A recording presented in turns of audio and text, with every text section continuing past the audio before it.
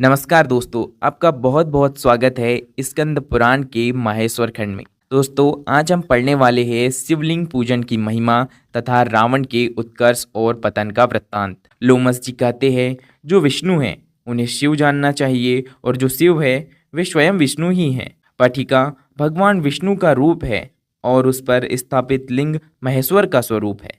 अतः शिवलिंग का पूजन सबके लिए श्रेष्ठ है। ब्रह्मा जी निरंतर मणिमय शिवलिंग का पूजन करते हैं।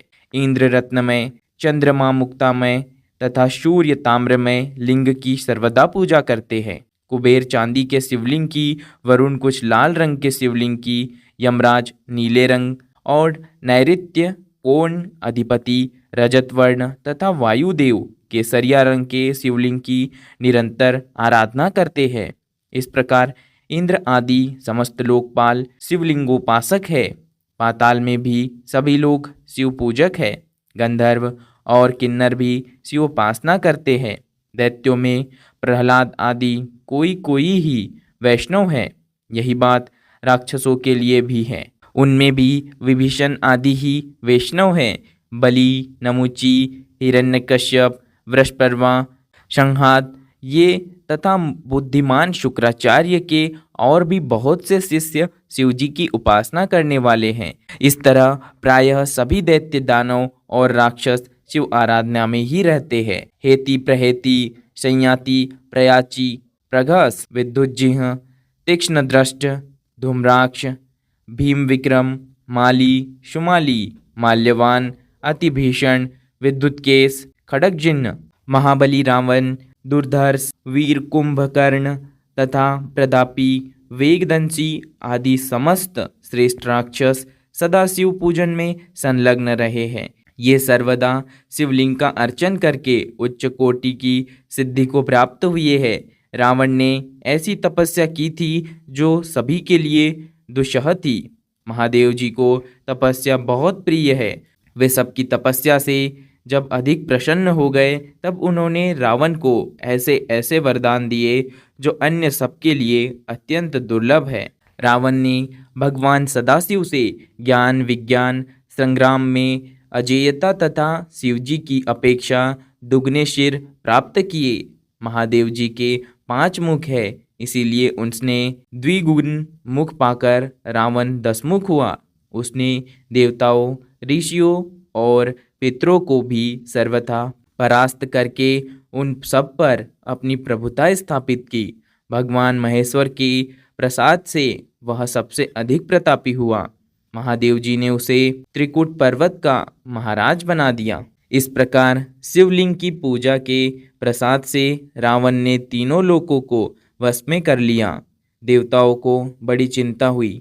वे सब मिलकर शिवलोक में गए और दरवाजे पर किंकरों की भांति खड़े हो गए। उस समय नंदी, जिनका मुख वानर के समान है, देवताओं से वार्तालाप करने लगे। देवताओं ने नंदी को प्रणाम करके पूछा, आपका मुख वानर के समान क्यों है? नंदी ने कहा, एक समय रावण यहाँ आया और अपने पराक्रम की बातें बहुत बढ़ चढ़कर कहने लगा। उस समय मैंने उससे कहा, भैया तुम भी शिवलिंग के पूजक हो और मैं भी, अतः हम दोनों समान हैं। फिर मेरे सामने यह व्यर्थ डींग क्यों मारते हो? मेरी बात सुनकर रावण ने तुम्ही लोगों की भांति मेरे वानर मुख होने का कारण पूछा। उत्तर में मैंने निवेदन किया कि यह मेरी शिव उपासना का मुँह मांगा फल है। भगवान शिव मुझे अपना सारूप्य दे रहे थे, किंतु उस समय मैंने वह नहीं स्वीकार किया। अपने लिए वानर के समान ही मुख मांगा।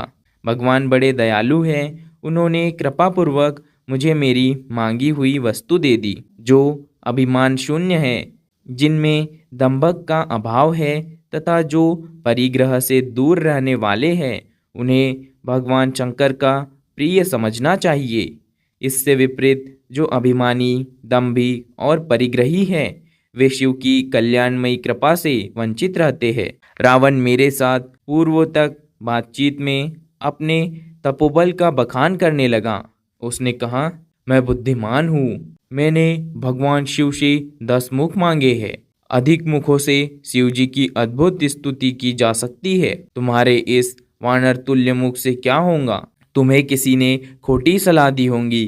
तुमने शंकर जी से यह वानर का मुख व्यर्थ मांगा है।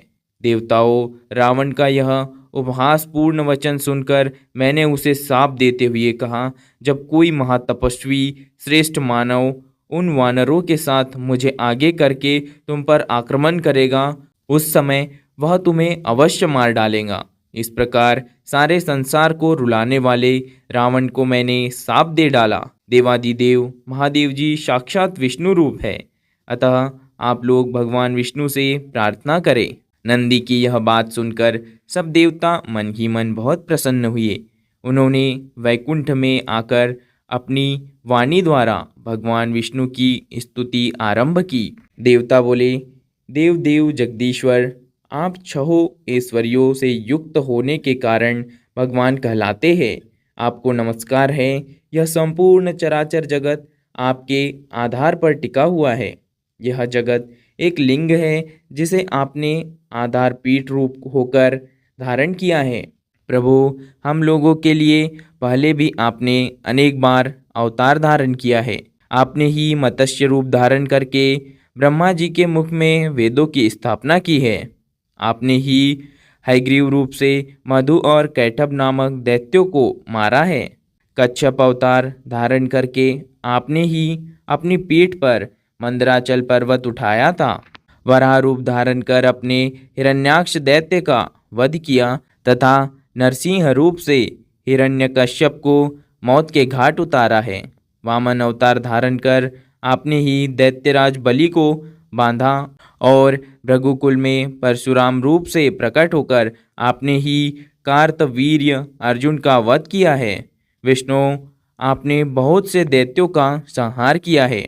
आप ही संपूर्ण विश्वलोक के पालक हैं, अतः रावण के भय से अवश्य हमारा उद्धार करे। देवताओं के इस प्रकार प्रार्थना करने पर भूत भावन भगवान वासुदेव संपूर्ण देवताओं से कहने लगे, देवगण, तुम लोग अपने प्रस्ताव के अनुसार मेरी बातें सुनो। नंदी को आगे करके तुम सभी शीघ्रतापूर्व वानर शरीर में अवतार लो।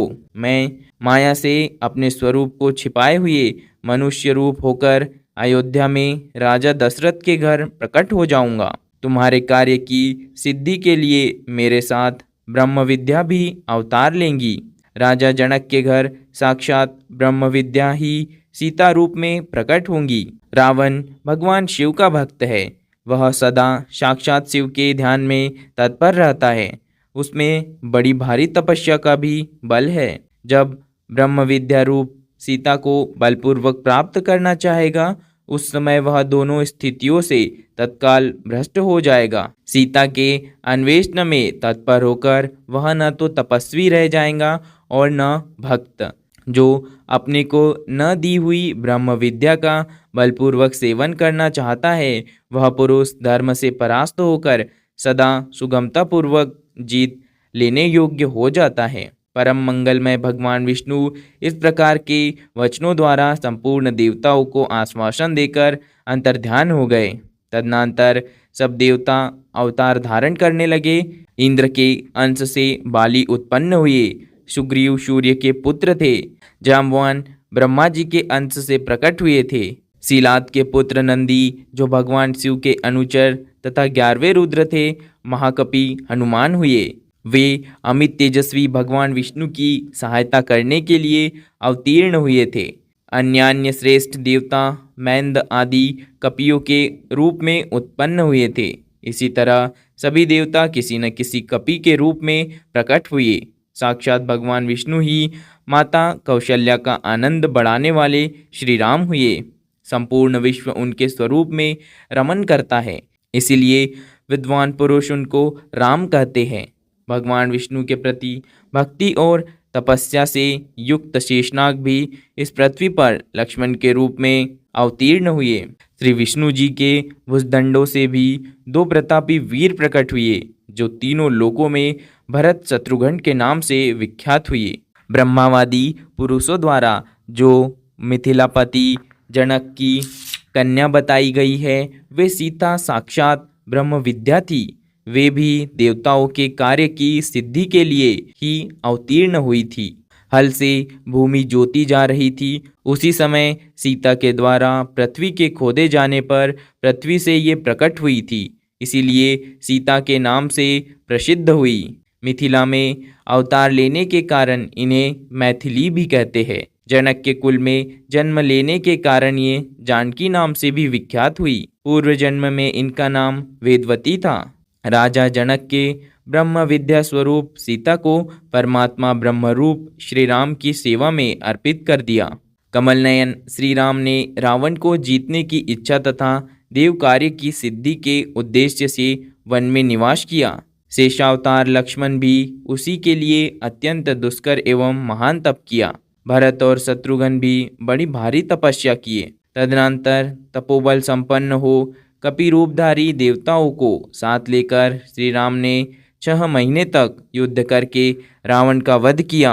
भगवान विष्णु के द्वारा शस्त्रों से मारा गया रावण अपने गुणों, पुत्रों तथा बंधुओं सहित तत्काल भगवान शिव के सारूप्य को प्राप्त हो गया। शंकर जी की कृपा से उसने संपूर्ण द्वैत्वाद्वैत ज्ञान प्राप्त कर लिया, जो नित्य 12 ज्योतिर्लिंग में से किसी भी लिंग स्वरूप भगवान शिव जी की पूजा करते हैं वे स्त्री, शूद्र, अंत्यज्य अथवा चांडाल ही क्यों न हो, संपूर्ण दुखों का नाश करने वाले शिव को अवश्य प्राप्त कर लेते हैं। जो मन को अपने वश में करके भगवान शिव के ध्यान में तत्पर रहते हैं उनका मायामय अज्ञान शीघ्र दूर हो जाता है तथा माया का निवारण हो जाने से तीनों गुणों का लय हो जाता है। इस प्रकार मनुष्य जब गुणातीत हो जाता है तब वह मोक्ष का भागी होता है। अतः संपूर्ण देहधारियों के लिए शिवलिंग का पूजन कल्याणकारी है। भगवान शिवलिंग रूप में प्रकट होकर चराचर जगत का उद्धार करते हैं। विप्रगण, पहले तुम सब लोगों ने मुझसे जो पूछा था वह सब मैंने बतला दिया।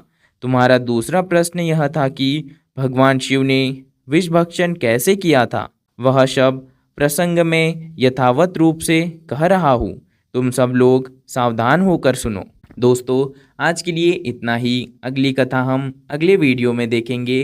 तब तक के लिए धन्यवाद।